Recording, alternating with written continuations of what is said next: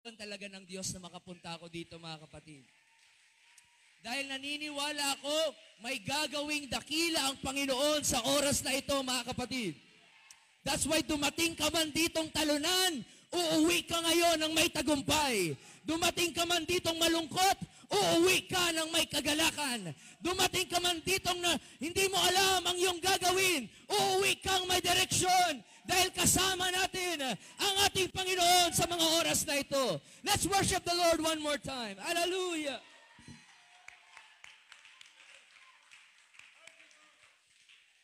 Praise God. So, sensya na mga kapatid, dito ako nakapwesto kasi maagang lumabo yung aking mata. Hindi ko nadala yung aking pangalawang mata.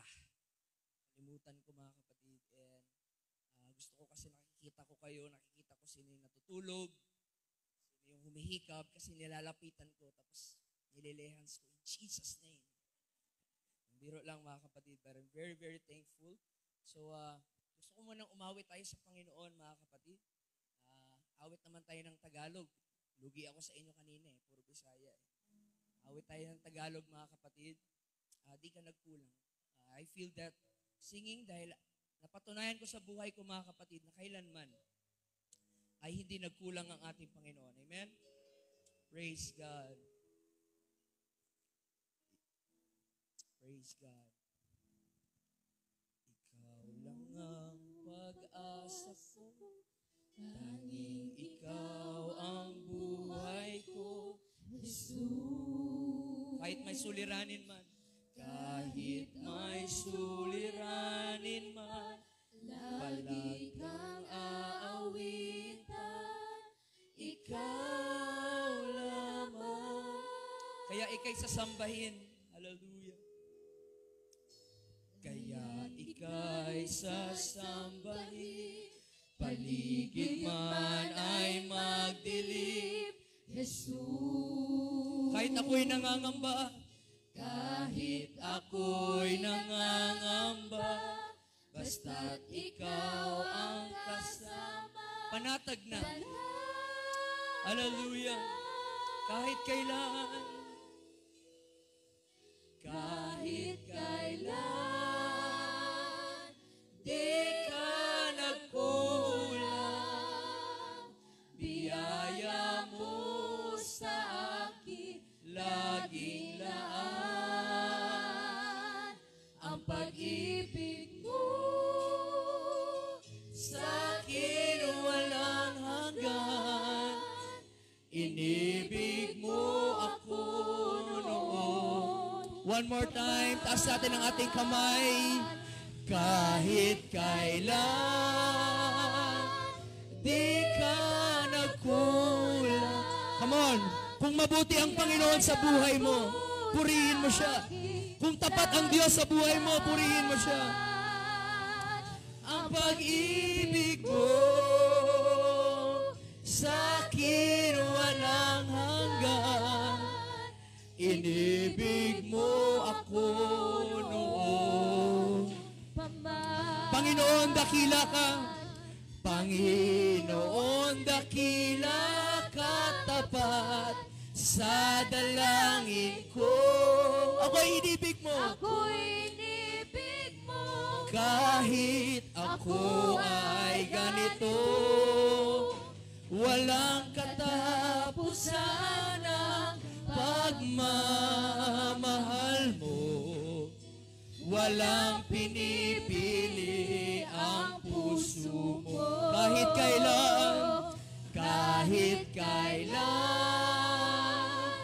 di ka nagkulang.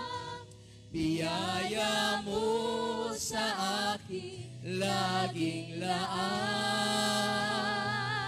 Ang pag-ibig mo sa akin walang hanggan. Inibig mo ako noon. Without any instrument, tayo lang, mga kapatid. Kahit kailan, Yorobo Husa tayo. Thank you, Jesus. Biyaya mo sa akin, laging laan. pag-ibig mo sa'kin walang hanggan. Inibig mo ako noon pa man. Inibig mo ako noon. Come on, kung mabuti ang Diyos sa buhay mo, huwag mong tipirin ang iyong pagpupuri. Huwag mong tipirin ang iyong palakpak. Huwag mong tipirin ang iyong pagsigaw.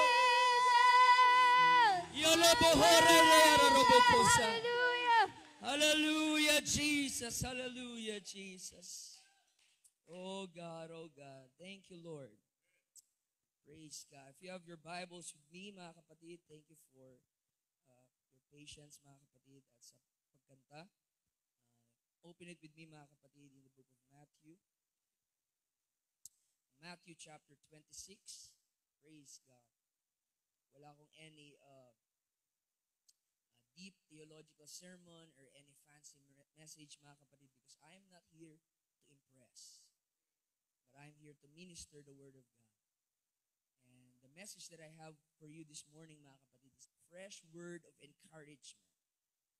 Because I believe, mga kapatid, we are anointed to preach, to heal the broken hearts. Amen. And I believe and I pray na maging blessing ako sa inyo this morning.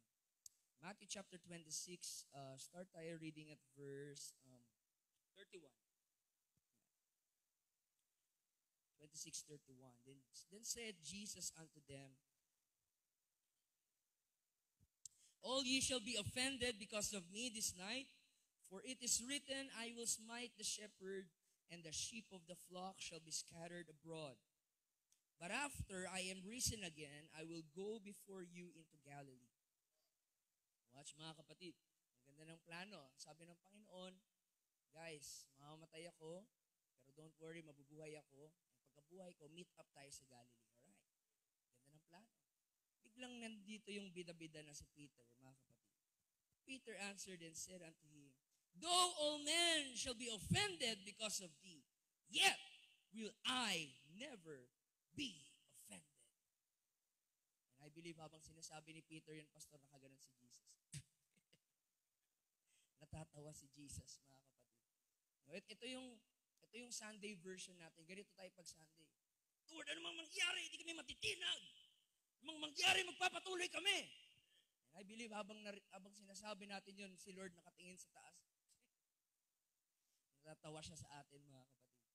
Because after sabihin ni Peter yun, sabi ni Jesus, verily I say unto you, that this night, before the cock crow, thou shalt deny me thrice. Peter said unto him, though I should die with thee, yet will I not deny thee. Likewise also said all the disciples. So gaya-gaya din yung mga disciples. And then skip tayo, mga kapatid, verse 69. Now Peter sat without in the palace, and a damsel came unto him, saying, thou also was with Jesus. Now kanina yung binasa natin, yun yung Sunday version natin. Kahit anong mangyari, Lord, kita'y pagpapalit. Tatalikuran kong lahat. Ito naman yung Monday version natin. Yung Tuesday version natin. But he denied before them, verse 70, all saying, I know not what thou sayest. And when he was gone out into the porch, another maid saw him, and said unto them that were there, this fellow was also with Jesus of Nazareth. And again, everybody shout, again, he denied with an oath, I do not know the man. So kanina, sabi niya, Lord, anong mangyari, di kita tatalikuran. Sabay, after a while, di ko kilala yan. I know not the man. And after a while came unto him they that stood by and said to Peter, surely thou also art one of them, for thy speech bewrayeth thee. Kuha mo yung kanyang accent. Bisaya, yung accent mo. And began he to curse and to swear, saying, I know not the man. After that, watch, mga kapatid, this phrase. And immediately the cock crew. Tumilaok yung manok. Paano tumilaok yung manok? sanay na sanay. Parang mga manok yung mga tao dito. And Peter, nung tumilaok yung manok, isa pa nga tilaok. Praise God. Praktisado And Peter remembered the word of Jesus, which said unto him, before the cock crow, thou shalt deny me thrice. And he went out and wept bitterly. Gusto ko mga kapatid, bigyan ng pamagat ang ating pag-uusapan ngayon na ang title ko dito mga kapatid ay Tik Tilaok. Sorry, akala nyo TikTok. Hindi po TikTok. Tik Tilaok. Dikit natin ang ating mga mata, tayo manalangin. Father, in the name of Jesus, help me, Lord, to relax in the Spirit right now. I pray that you speak your words and manifest your holy presence. Hallowed be thy name, O God, thy kingdom come. Let my kingdom go, let your kingdom come. Let my will go, let your will be done on earth as it is in heaven. Kumilos ka na maluwalhati sa aming kalagitnaan, Panginoon, na kami lahat dito, Panginoon, ay hindi uuwing dead, dry, and boring, kundi uuwi kami, Panginoon, puspos, babad ng iyong espiritu at ng iyong salita. At anumang plano ng kaaway ngayong umaga, sorry, pero hindi siya magtatagumpay, Panginoon, dahil kasama ka namin, O Lord, sa mga oras na ito. In the mighty name of Jesus, ibaba natin ang ating mga Bibles at palakpakan natin ang Panginoon one more time. Hallelujah!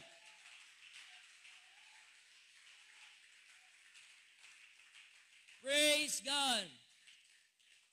Social distancing ba dito, Pastor? Kailangan social distancing. Sige, suntukin mo yung katabi mo mga kapatid at sabihin mo, Tik Tilaok. You may be seated mga kapatid. Praise God. Ginaganahan ako mangaral dito kasi may malakas mag-amen dun sa likod eh. Hindi ko alam kung amen na bilisan mo o amen na sige pa. So bigyan niyo ako ng senyas mga kapatid kasi normally 3 hours ako mag-preach. So I hope na pabalikin niyo ako kahit ganun. Now, ang sasabihin ko sa inyo mga kapatid ngayong umaga, maybe it's already a common cliche. This is very popular mga kapatid. But I believe ang statement na ito is still worth saying, lalo na sa panahon natin ngayon. Itong sasabihin ko mga kapatid is very common. Gas-gas na to. Pero kailangan nyo pa rin marinig to mga kapatid. At itong aking sasabihin sa inyo ngayong umaga, failure is never final. Salamat sa tatlong nag-amen mga kapatid. Yung iba parang mga Catholic at mga Baptist. Pero ulitin ko, alam ko nasa Apostolic Church ako eh. Ulitin ko mga kapatid, failure is never final. I don't care gaano ka kasama noon. I don't care ilang mali ang nagawa mo. I don't care ilang maling desisyon ang nagawa mo sa iyong buhay. Hanggat may Jesus, merong pag-asa sa buhay mo. Hanggat may Jesus, failure is never final. Hanggat may Jesus, laging sapat at naging may dahilan upang lumaban at magpatuloy sa buhay. Hallelujah, hallelujah. Sabi mo sa katabi mo, failure is never final. Kung mabasahin natin sa Proverbs 24 verse 16, the Bible says, for a just man, ang isang righteous man, for a just man falleth 7 times. Just na yun righteous na yun. Pero sabi, even the just man, even the righteous man, bumabagsak, not just 1 time, not just 2 times, not just 3 times, but bumabagsak sila 7 times. So paano naging just ang bumabagsak? Hindi mga kapatid, sa hindi pagkabagsak is the thing that makes you just and makes you righteous. What makes you just and righteous is that the Bible says, and he riseth up again. Hindi ka righteous, hindi porkit hindi ka nagkasala, mga kapatid. Ikaw ay righteous na sa kabila ng kasalanan mo, nagsisi ka, nagbago ka, bumangon ka, bumawi ka, mga kapatid. A just man falleth 7 times, but riseth up again. Ang totoong matuwid, bumabangon sa kabila ng kanyang pagkakamali. Ang totoong matuwid, bumabangon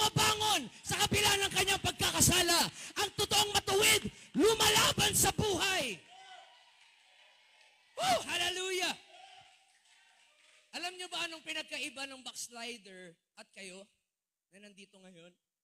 Alam niyo nung pinagkaiba nyo? Yung backslider, nahihiya. Kayo, walang hiya. Yun lang yun. Yung mga backslider, dahil nahihiya na sila sa kasalanan nila, nahiya na silang magsimba. Nahiya na silang bumalik. Pero kayo, gumagawa pa rin naman kayo ng kasalanan, pero ang kapal ng mukha nyo, bumalik pa rin kayo. Dahil alam natin, wala yan sa pagkatumba. Nasa pagbangon mo yan. Mga kapatid, makinig kayo. Kahit anong mangyari sa buhay mo, magsimba ka pa rin, magpuri ka pa rin, maglingkod ka pa rin sa Panginoon.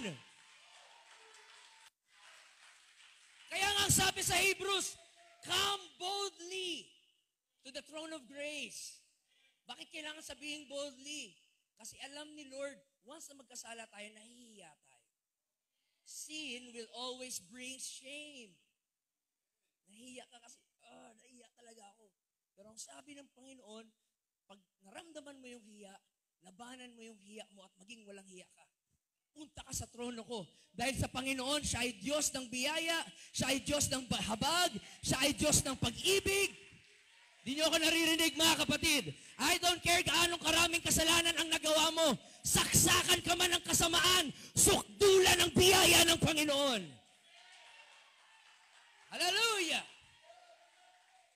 The just man falleth 7 times, but riseth again. Hallelujah! Nagkasala tayo this week, pero nagsimba ka pa rin. May nagawa kang pagkakamali this week, bumalik ka pa rin. At papapuri-puri pa. Yung demonyo natatawa, la, kapal ng mukha. Puri-puri, oh. Nakuhuli nga kita kahapon. Nakita kita, kasama pa nga tayo eh. Si mga kapatid, remember, worship is not about the worthiness of the worshiper. Worship is about the worthiness of the one you worship.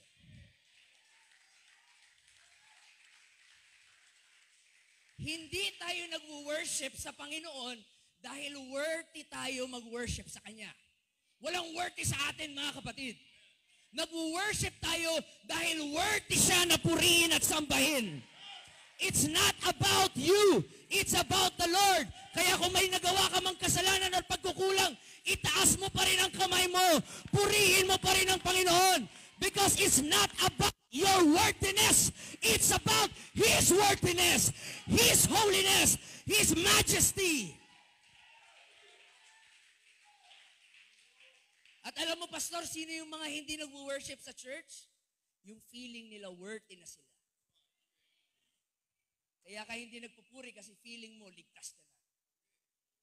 Yung mga pagpupuri na yan, para lang yan sa mga immature. Kami mga mature, swabe na yung aming pagpupuri. Hindi na kami pag-ganyan-ganyan. Mature na ang worship. No, mga kapatid, the more ka dapat nagiging mature, the more dapat tumataas yung level ng praise and worship mo, mga kapatid. Hallelujah! Praise God, praise God. Dahil ang ating Panginoon, mga kapatid, hindi siya nakatingin sa ating failures. Siya ay nakatingin sa ating hunger, sa ating longing para sa Kanya. Hallelujah. And I'm here to tell you, mga kapatid, na natutuwa ang Diyos na makita ang Kanyang mga anak na bumabangon sa kabila ng pagkadapa at pagkatumba. Hindi naiinis ang Diyos nung nakita niya ang prodigal son, dahan-dahang bumalik, pauwi sa bahay. Yung tatay pa ang tumakbo at sinalubog siya ng yakap, mga kapatid. Hindi nagagalit ang Diyos na makita kang nagre-recover at bumabawi sa Kanya. Natutuwa ang Diyos na makita ang mga anak niya na sa kabila ng maraming odds, ups and downs, twists and turns, pinuri mo pa rin ang Diyos ng buong buo. And when you praise God, you don't look like what you've been through. Hallelujah. Yung itsura mo kakaiba na parang walang problema. Tingnan nyo tayo. Tingnan mo mga mukha na yan. Tingnan nyo mga mukha ng katabi nyo. Parang mga walang problema. Akala mo maraming pera, pero wala nang pera yan. Akala mo mamahalin yan. Okay lang yan. Hindi halata, mga kapatid, pero lumalaban. Dahil alam natin, pag nandito tayo sa church, kahit anong problema, kalimutan muna natin yung problema na yan. Iiwan mo muna yung problema na yan at mag-focus ka sa pagpupuri at pagsamba sa Panginoon, mga kapatid. Hallelujah! Ang buhay ni Peter ay isang dakilang patotoo na kahit saksakan ka ng kasamaan, sukdulan ang biyaya ng ating Panginoon. Kung aaralin nyo ng mabuti, mga kapatid, ang story ni Peter, basahin nyo yun, Matthew, Mark, Luke, John, makikita nyo at mapapansin nyo na mahal talaga ni Peter ang ating Panginoon, mga kapatid. Meron ba akong dumi sa mukha? Saan? Para sabi ko, mayroon ba akong dumi sa mukha? Sabi ni Pastor, parang yung buong mukha ko yung dumi. Huwag kang ganyan, Pastor. It's God. Si Peter, mahal na mahal niya ang ating Panginoon. Lahat magsabing, mahal ni Peter, si Lord.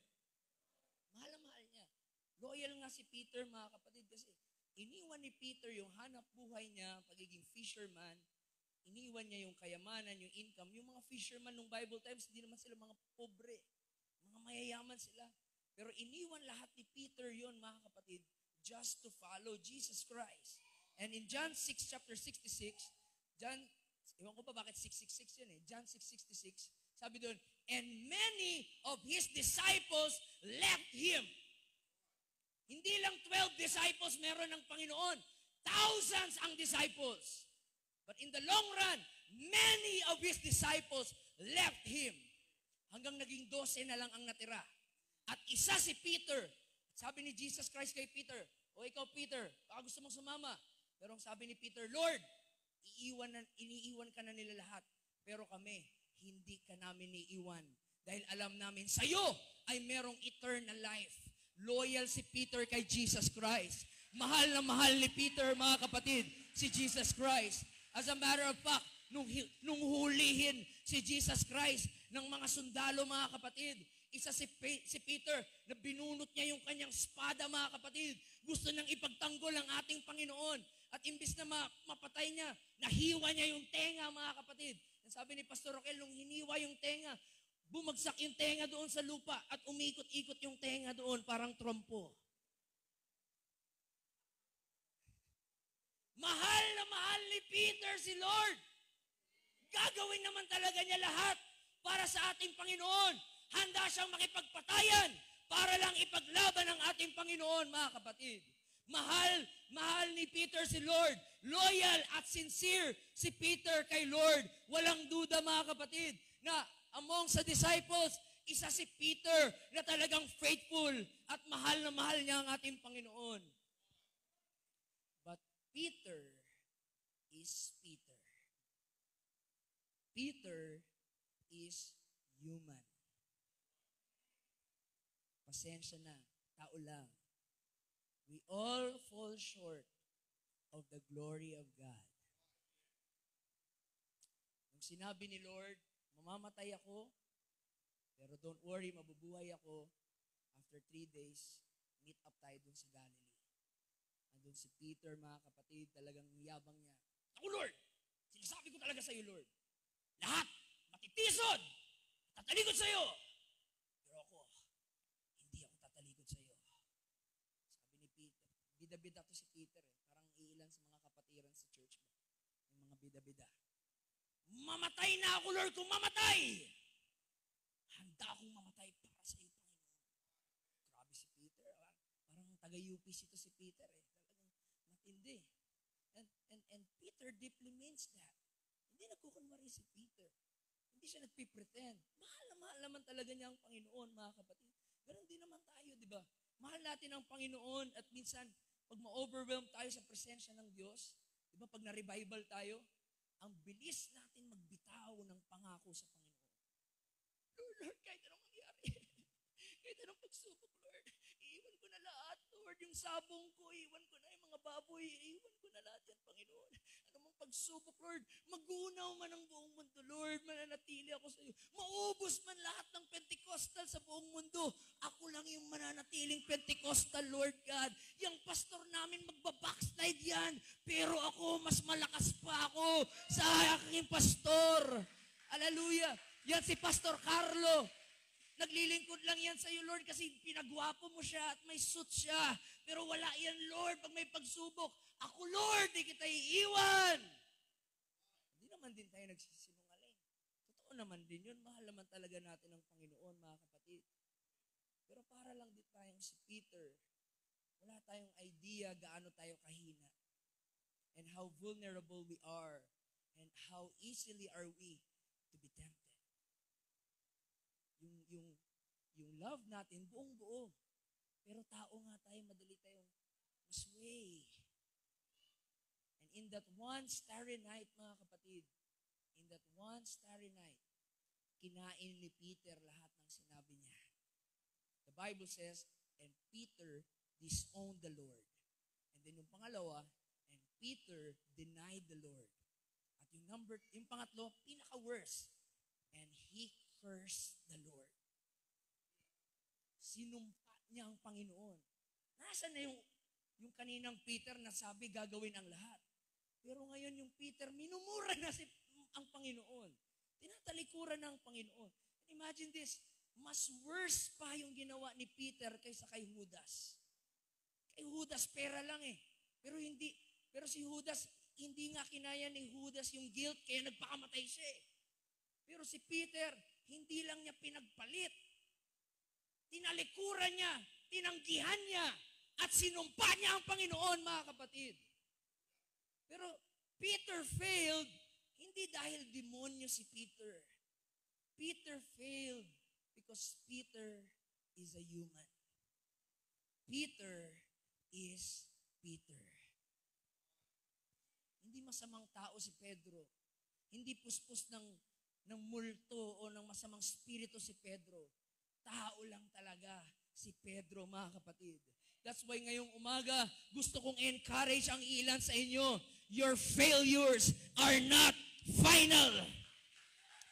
Sasabihin sa inyo ng Satanas na yung failure mo ay termination mo na. Pero sasabihin sa inyo ng Panginoon na ang failure mo ay transition mo dahil may gagawin ang Panginoon sa iyo.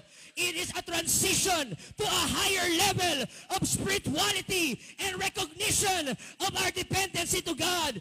Peter failed not because he's an evil, conniving, dark, wicked spirit.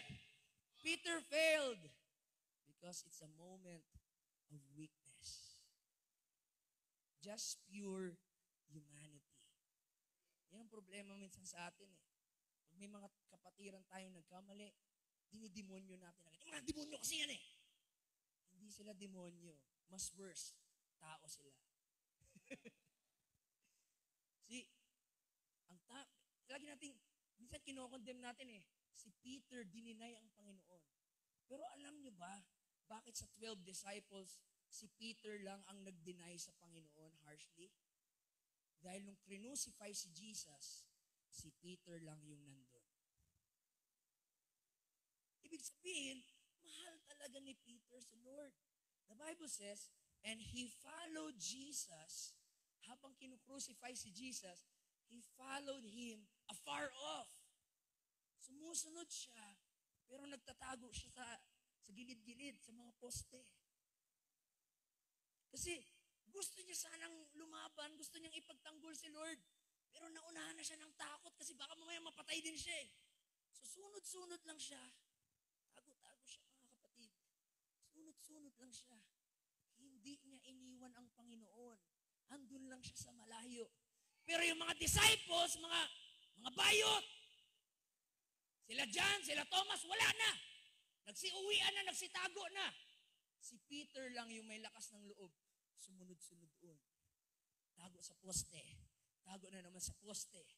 Hanggat mamaya-maya, nahuli siya, mga kapatid, ng isa sa mga babae doon.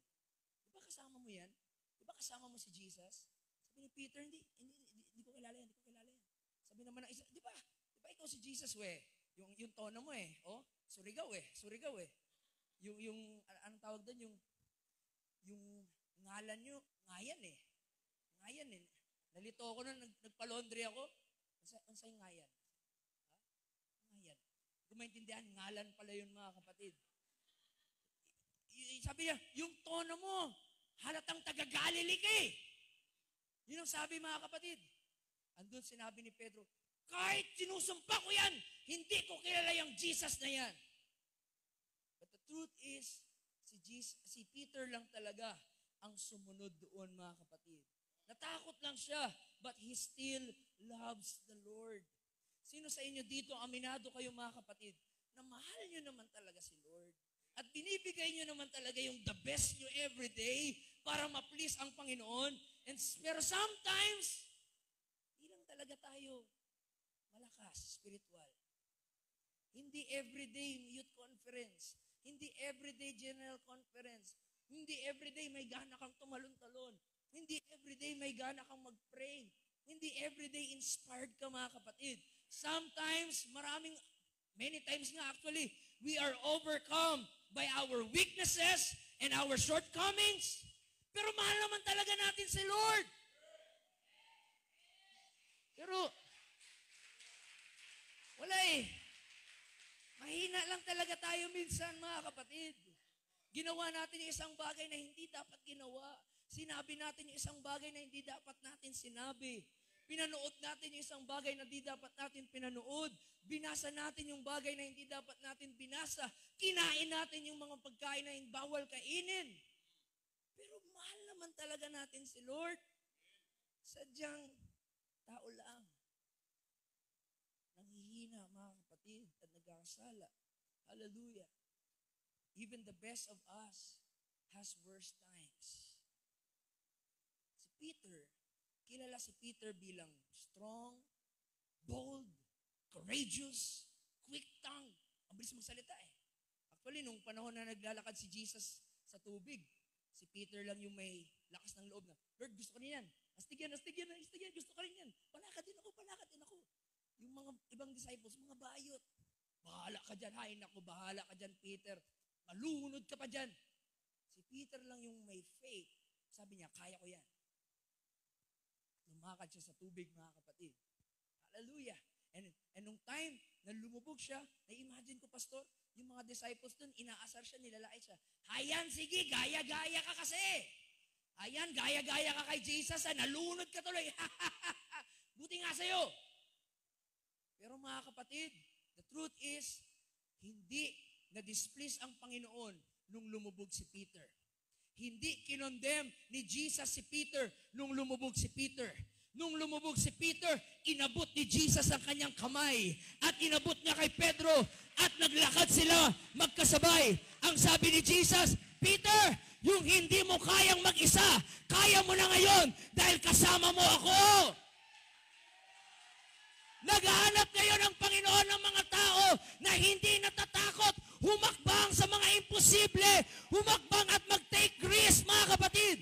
Let me tell you, magkamali ka man, mag-fail ka man, hindi galit ang Diyos sa'yo sa mga taong nag-fail, pero sinusubukan. At least you tried.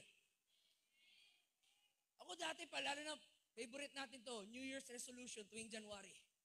Mag-pray na ako araw-araw. Magpa-fasting na ako ng 7 days. Babasa ako ng Bible araw-araw. Talagang this is my year. Sus, after ilang weeks lang, bumalik na naman sa dati. And we make promises and promises and promises and promises. Kaya pag nagpa-promise tayo kay Lord, natatawa na lang si Lord. Kasi alam na ni Lord yung future eh. Alam na niya yung mangyayari. Pero ang Panginoon, hindi kanya itatalikod pag sinusubukan mo. Pag nandyan yung puso mo na gawin talaga. Halimbawa, di ba Pastor, may anak ka? Halimbawa, Pastor Met, sinong pinakabunso? Ilang taon yung bunso? Parang iniisip mo pa, sino dun? 4 years old. Halimbawa, Pastor, 4 years old. And then nag-drawing yung anak niya. Drawing siya ng bahay. Tapos lalapit siya sa'yo. Daddy, tingnan mo yung drawing ko. Tingnan mo, Dad, ang ganda. Pero pag tingin mo, boom! Parang pinasabog ng volcano yung itsura ng bahay. Parang hindi mo masabing mukhang bahay. Pero bilang tatay, papaka-hypocrite ka. Sabihin mo, wow naman anak. Alam niyo yan mga magulang, mga sinungaling. Wow naman anak. Ang galing-galing talaga ng anak ko. Wow, ano ka? Nasa iyo ba yung spirito ni Michelangelo? Grabe. Uy, tingnan niyo yung drawing ng anak ko. Dadalhin sa mga ninong. Tingnan niyo. Sabihin niyo na lang maganda. Uy, tingnan niyo. Ang galing na ba? Ang galing. Why? Bakit yung ginagawa yun mga parents? Hindi niyo siya pinupuri dahil perfect yung ginawa niya. Pinupuri niyo siya dahil may effort siya na i-please ka. Ang gustong makita sa iyo ng Diyos, naningkamot ka, nag-i-effort ka, nagawin lahat, pumapalpak nga lang minsan, pero at least nag-i-effort ka.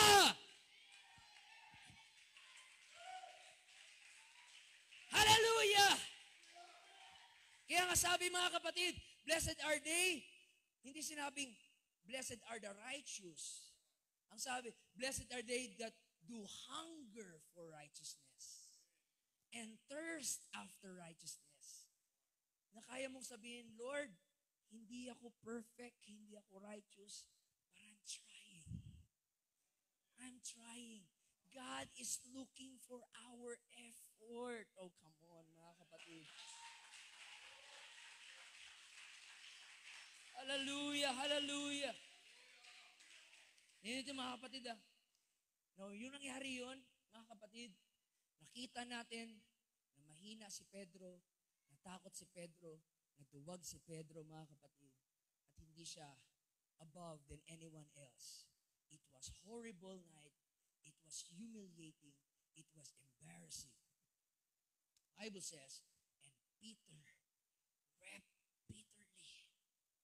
Grabe yung iyak ni Peter, mga kapatid. Sobra siyang nakonsensya. Sobra siyang nag-guilty sa ginagawa niya, mga kapatid. Now, here's the good news. Here's the good news. Ready na kayo, mga kapatid, sa good news? Yung mga inantok, ito na, pampagising, mga kapatid. Kahit nagawa ni Peter yun, God did not define Peter for his mistakes. Hindi ako narinig, mga kapatid. Wala kang mababasa sa Bible na brinot up ni Jesus yung ginawa niya nung gabing yun. Wala kang mababasa sa Bible na sinabi ni Jesus, ano na Pedro, bakit mo ako tinalikuran? Ano, kinain mo sinabi mo. Wala kang mababasa na sinumbat ni Jesus yon, mga kapatid. Why? He looks beyond our faults and saw our needs. He looks beyond our, hallelujah. His mercy is greater than our mistakes. His salvation is greater than our shame. His faithfulness is greater than our failures. Oh, hallelujah. Listen to me.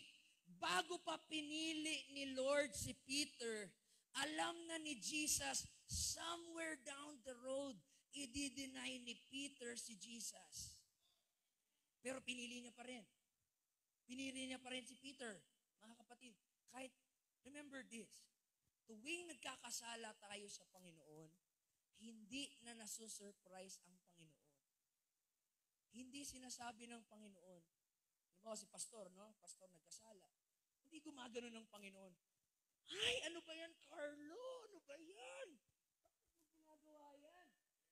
Wala, hindi nasusurprise ang Panginoon.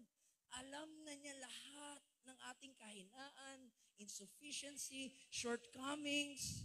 Ang gusto na lang ni Lord ay maging honest ka sa sarili mo na, Lord, mahina pa ako sa area na ito. Lord, kailangan kong ma-develop ang part. Okay lang sabihin, Lord, hindi pa talaga ako prayerful. Gusto kong maging prayerful. Pero pag nagpipray ako, inaantok talaga ako, Panginoon. But Lord, I want to be prayerful. Lord, gusto ko talagang maging Bible reader. Pero hindi ko maintindihan. Sabi ko, Lord, ang hirap kasi English. Tapos pagkabasa ng Tagalog, ang hirap kasi Tagalog. Pagkabasa sa Bisaya, ang hirap kasi Bisaya. Na-realize, bobo lang talaga ako, Lord.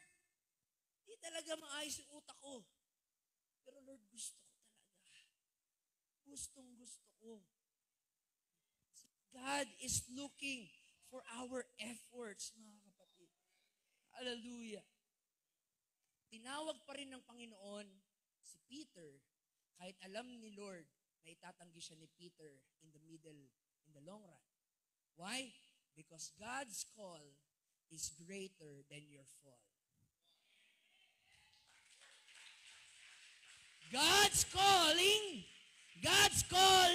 is greater than our falling. Kaya kahit maalam ng Diyos na nag-fall ka, yung calling ng Diyos, tatawagin ka, balik lang ulit, bangon lang ulit, magsisi ka lang ulit, maging honest ka lang ulit, balik ka lang mga kapatid, hallelujah! God's call is greater than your fall. Let me encourage somebody right now. I don't care how many times you fall, God still calls you. Oh, hallelujah. Pasensya na kung para ako naka-drugs mag-preach no, ang ingay-ingay ko. Pasensya na mga kapatid, nagwawala ako. Dahil alam ko yung sinasabi ko. Dahil nag-fall din ako, mga kapatid. Pero yung calling ng Diyos ay sinalo at niligtas ako. Kaya nga, yung panahon na depressed ako, malungkot ako, umiyak ako sa higaan, basang-basa yung unan ko. Wala kayo dun para i-encourage ako. Wala ka dun, pastor, para tapikin yung likod ko. Wala ka dun, sir, para i-uplift ako at yakapin ako. Wala akong kasama nung mga panahon na yun. Alam niyo ba kung sino ang nandun nung panahon na yun? Si Jesus Christ ang nandun nung panahon na yun. That's why, listen to me. Kaya pagdating ko sa church, wala akong pake anong sasabihin mo, anong sasabihin mo, anong sasabihin mo. Si Jesus ang iniisip ko. Dahil si Jesus ang totoong may pake sa akin. Kaya may pake ako kay Jesus. Mga kapatid, huwag kang mahiyang magpuri. Sino ba yung mga yan para mahiya ka? Yan ba nagbabayad ng kuryente mo? Yan ba nagpapakain sa'yo? Yan ba ang namatay sa krus ng Kalbaryo para sa'yo? Yan ba ang nagdusa? Yan ba ang humarap ng dura, ng sampal, ng latigo sa likod para iligtas ka? Walang ginawa yung mga yan. Bakit mo iniisip yung sasabihin nila? Yung sasabihin niya, doon ka mag-focus.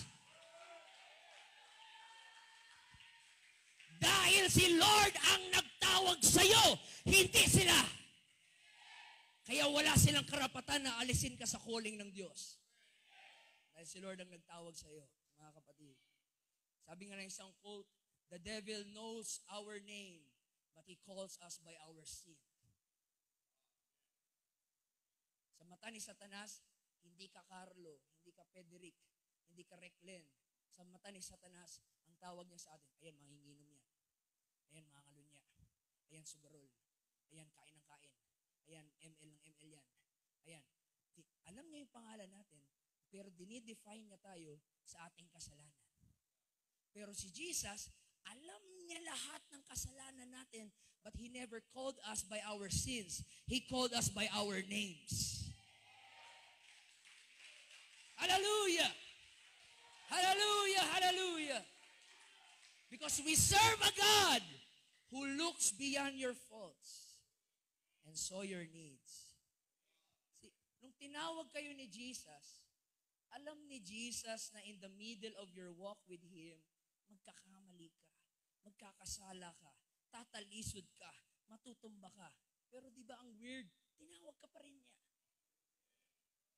Dahil hindi ka tinawag ni Lord dahil perfect ka na tao. Tinawag ka ni Lord dahil perfect siya na Diyos, mga kapatid. Hindi ka tinawag ni Lord dahil mabuti ka na tao. Tinawag ka ni Lord dahil mabuti siya na Diyos. Hindi ka tinawag ni Lord dahil faithful ka na tao. Tinawag ka ni Lord dahil faithful ka na Diyos, mga kapatid. Oh, I feel the Holy Ghost right now. I don't care how many times you fall. God's call is greater than your fall.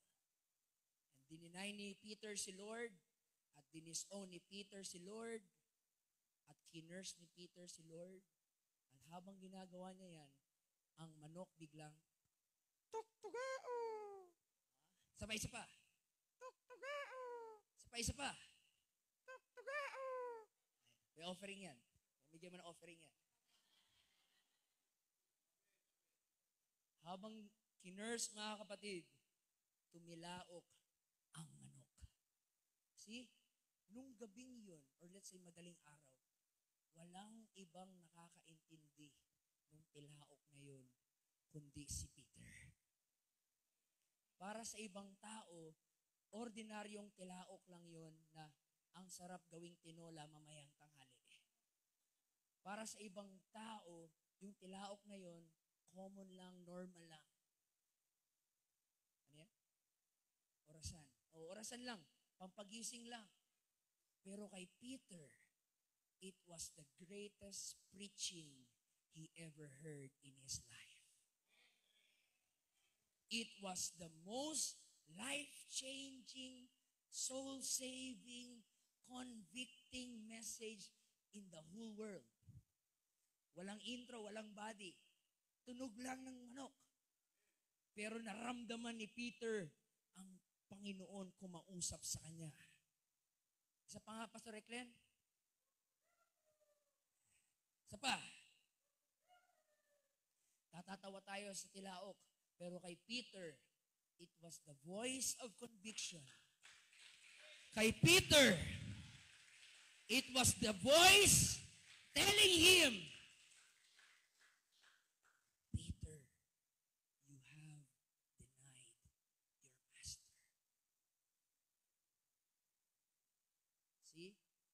It only took a little rooster to convict Peter.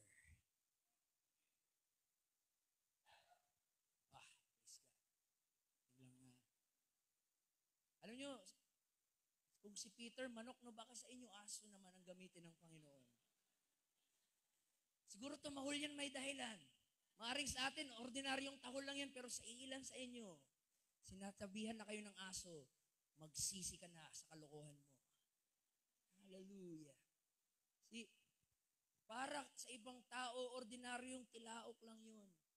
Pero nung panahon na yun kay Peter, yun ay, let's welcome evangelist manok na pula. At I'm here to tell you, mga kapatid, buti nga si Peter tilaok lang ng manok, sapat na sa kanya para magbago May iba sa inyo, sinigaw-sigawan na kayo ng Panginoon, humuhugong na ang Diyos na parang leon, pero nagbibingi-bingihan pa rin tayo. Konti na lang nag-amen dito na banda. Ulitin ko, buti pa si Pedro, tilaok lang, nagsisi na. Tayo, ilang sigaw na ang binibigay ng Diyos, nagbibingi-bingihan pa rin tayo.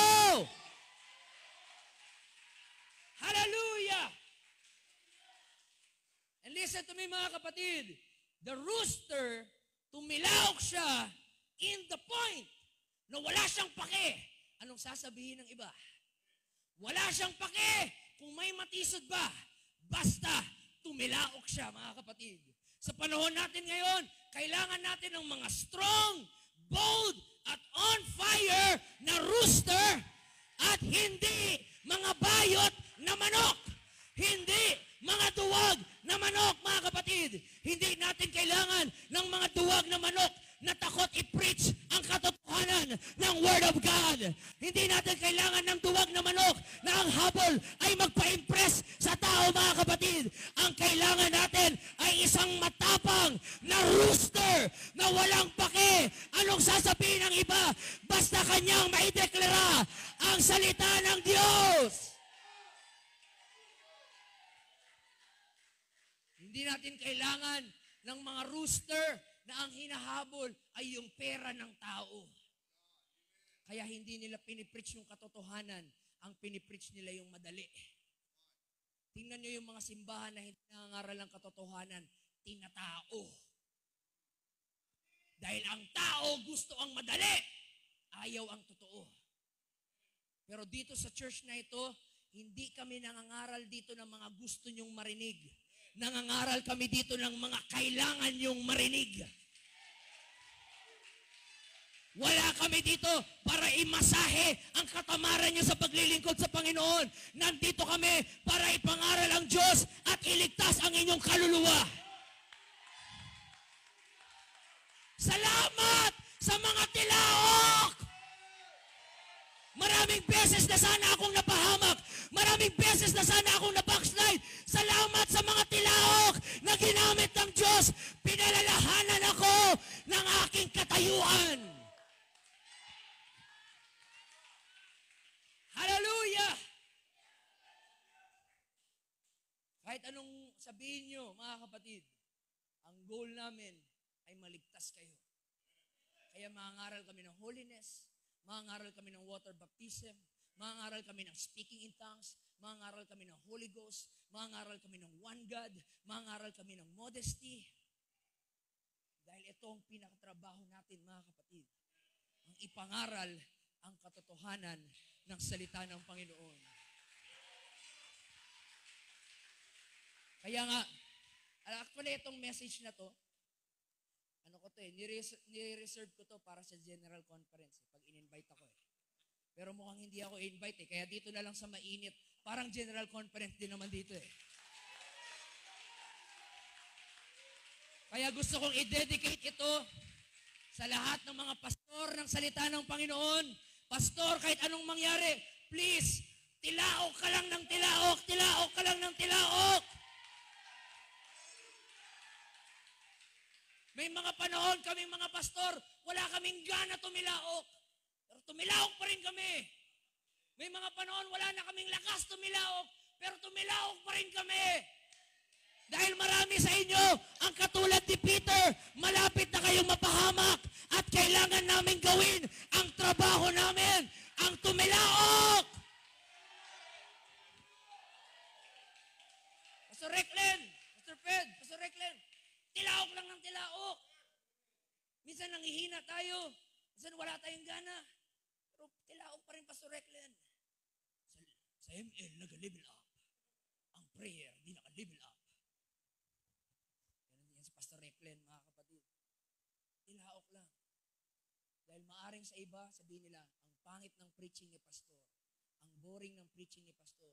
Pero meron dyan kahit isa lang na maaring yun na pinakakailangan niyang marinig na mensahe.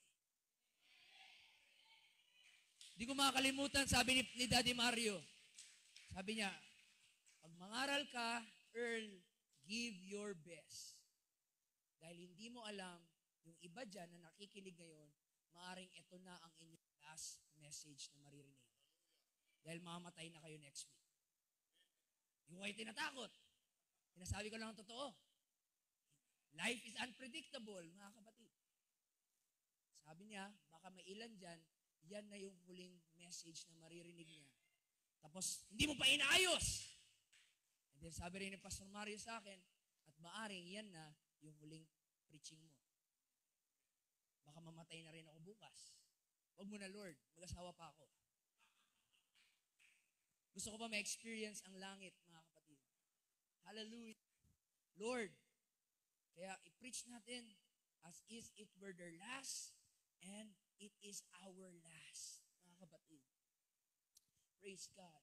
Folks, kailangan natin magpasalamat sa Panginoon sa mga manok sa buhay nyo.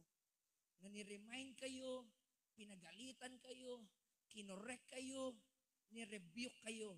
Maaring nung una na inis kayo, nasaktan kayo, pero ngayon na-realize nyo, niligtas pala nila yung buhay nyo, mga kapatid. Dahil nakikita ng Panginoon, yung buhay mo malapit na mawasak, parang may malaking wrecking ball galing sa impyerno, wawasakin ka. At yung isang tilaok ng pastor mo o leader mo ang pwedeng magbigay ng redirection sa iyong buhay. Alam niyo mga kapatid, anong pinagkaiba ni David at ni Solomon? Kaya napahamak si Solomon ng sobra-sobra. Ito lang, si Solomon, wala siyang Nathan. Wala siyang prophet Nathan na walang takot umakyat doon sa palasyo at tinignan ang mahal na hari, mata sa mata, mukha sa mukha, at sinabi ni prophet Nathan, David, thou art the man! Sobrang napahiya si David nung panahon na yun. Sobrang nasaktan si David. Pero ang totoo, niligtas ng Panginoon si David sa kanyang hypocrisy. Kailangan natin ng mga prophet Nathan sa buhay natin. Huwag kayong dikit ng dikit sa mga taong puro papuri lang sa inyo. Kailangan mo ng mga elder, mga leader sa buhay mo na walang takot titingin sa'yo mata sa mata at sabihin sa'yo, mali yung ginagawa mo. Maimpyerno ka dyan. Itigil mo yan. Yun ang mga kailangan natin. Hindi natin kailangan ng mga sugarcoat, ng mga pabebe, ng mga puro encouragement. Ang kailangan natin ay rebuke, correction, because this is part of righteousness.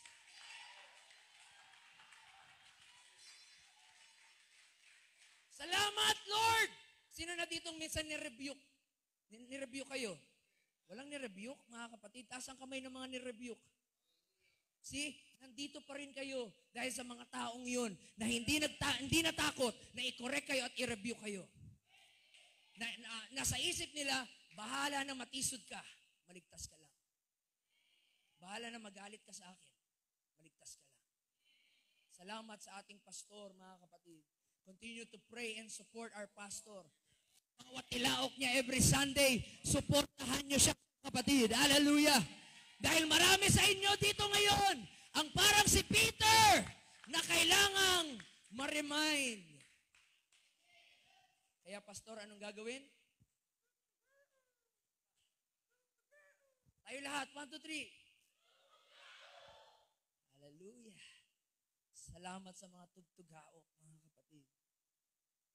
Ang pinakamagandang nangyari dito, lapit na ako matapos, pinakamagandang nangyari dito, Peter denied the Lord, but the Lord never denied Peter. Hallelujah.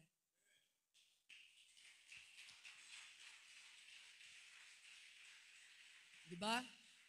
Sa mga dating backslider dito, ilang beses yung tinalikuran ng Diyos, pero never si Lord tinalikuran ka. Kaya lagi ko sinasabi, ang hirap sumuko sa buhay pag may Diyos na hindi sumusuko sa iyo. Kailangan natin pasalamatan ang Panginoon ngayong umaga. Lord, thank you, hindi mo ako sinukuan. Kahit kasuko-suko na ako, Lord, sinukuan na ako ng pastor ko, sinukuan na ako ng magulang ko, sinukuan na ako ng simbahan. Pero thank you, Lord, hindi mo ako sinukuan, Panginoon.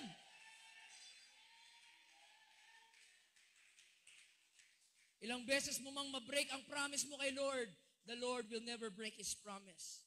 Because the steadfast love of the Lord never ceases. His mercies never come to an end. They are new every morning. The enemy wants to use your mistake to mock you. But God wants to use your mistake to make you, mga kapatid. Hallelujah. You could never read in the Bible na sinumbatan ni Jesus si Peter nung nangyari yon. Nung nagkita ulit si Jesus at si Peter, mababasa natin yun sa John chapter 21, nakita sila, di ba, kumain sila. Then sabi ni Jesus, Peter, mahal mo ba ako? Sabi ni Peter, Lord, mahal kita. Sabi ng Panginoon, feed my lamb. Sabi ni Peter, okay. Sabi na naman ni Lord, Peter, si Lord nagpapabebe. Mahal mo ba ako? Sabi ni mga kapatid, response ni Peter, yes, Lord, mahal na mahal kita. Sabi ni Jesus, feed my lamb. And then mamaya-maya, pangatlo na. Pag pangatlong tanong na, medyo iba na eh. Sabi ni Jesus, Peter, mahal mo ba talaga ako? Tumitingin si Peter, ano ba ito si Jesus? Pabading na ba ito? Ano na ba ito? Na-inlove na ba ito sa akin? Ba't tanong ng tanong? Na-realize ni Peter na may pinaparating ang Panginoon. Madali lang sabihin na mahal natin si Lord, pero alam ni Lord yung kahinaan natin. Kaya ang sabi na lang ni Peter, Lord, Thou knowest all things. Sabi ni Peter, hindi na ako magyayabang kasi kinain ko yun nakaraang gabi. Sasabihin ko na lang, Lord, alam mo ang lahat.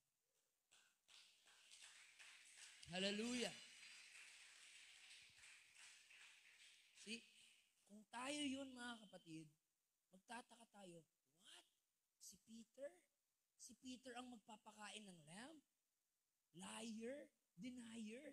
Gagawing pastor? Dinis-own niya ang Panginoon? Minura pa nga niya ang Panginoon? Bakit si Peter yung magiging pastor natin? Puro nga lang yan satsat. Wala naman niyang ginawang tama. Duwag naman yan.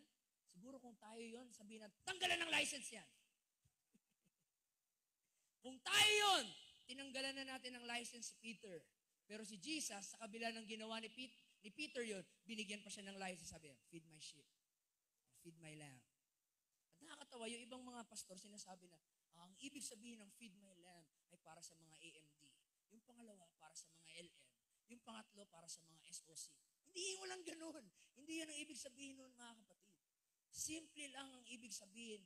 Bakit tinanong ni Jesus si Peter ng 3 beses?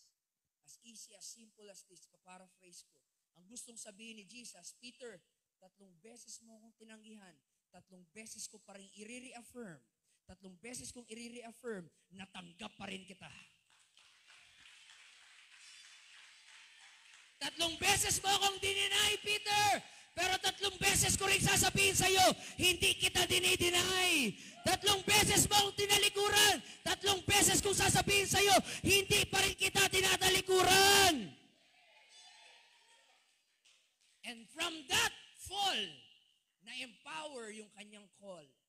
See, just because you fall does not mean you are not called. Even you fall, God can use that to empower your call. Hallelujah. And itong pinaka-nakaka-amaze dito, mga kapatid. Peter the liar, Peter the denier, Peter the dishowner became the preacher of the day of Pentecost.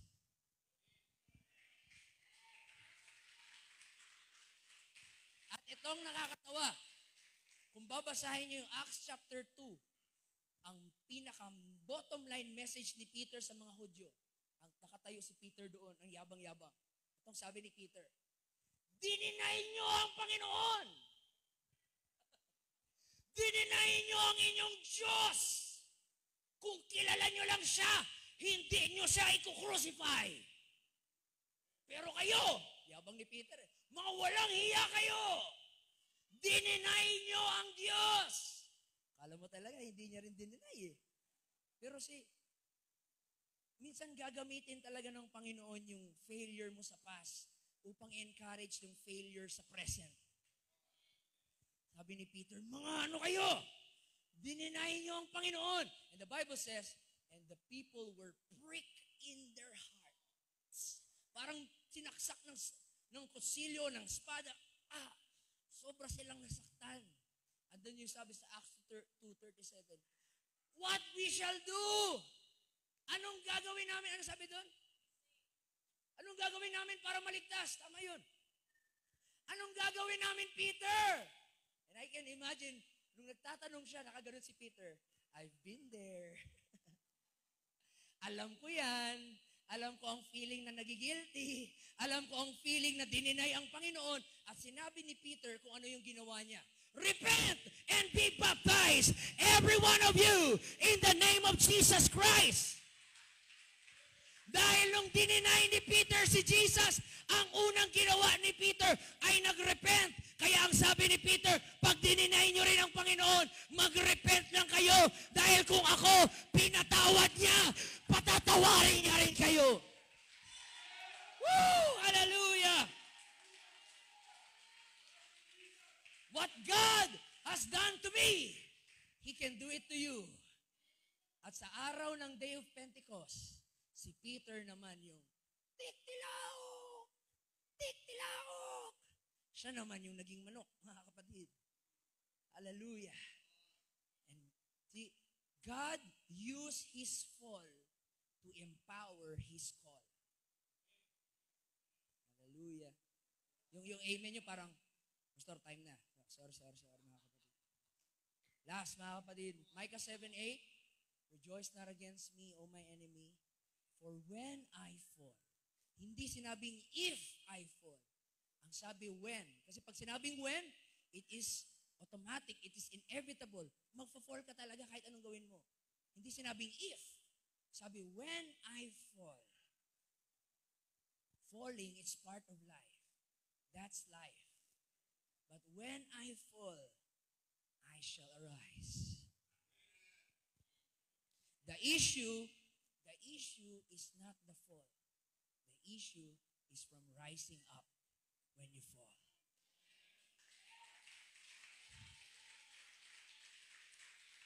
Hallelujah. Hallelujah. Kahit si Jesus Christ, namatay siya for 3 days, but He rose from the grave.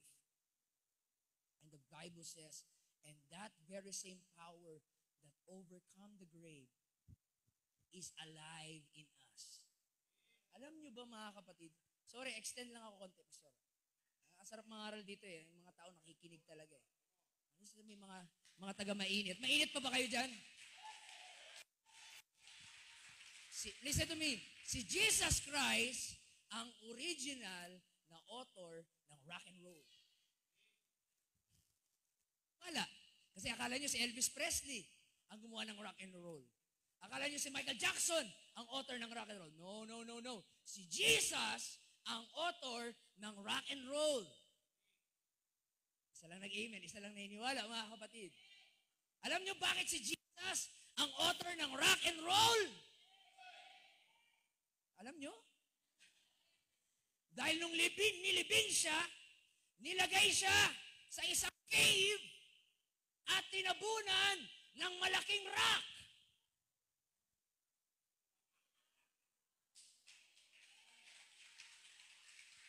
But after 3 days, the rock rolled away. And the Bible says, ang sabi ng anghel, He is not here. He is risen. Kaya kung bumangon si Jesus, bumangon ka. Kaya kung bumangon si Jesus, bumangon ka. Because of Jesus, you can rock and roll in your life. Pwede ba marinig ang papuri ng mga rock and roll? I shall arise! I shall arise! I shall arise! I shall arise!